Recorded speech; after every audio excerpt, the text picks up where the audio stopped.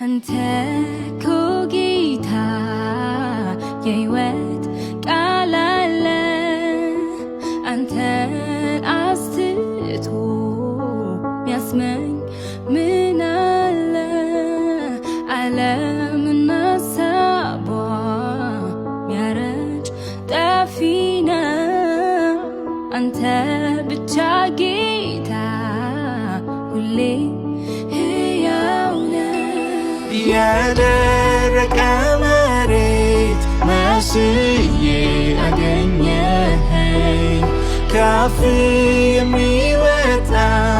የሕይወት ቃል አጠጣኸኝ እኔም ረሰረስኩኝ ተዳሰስኩ በእጆችህ ብቻዬን እንዳልሆን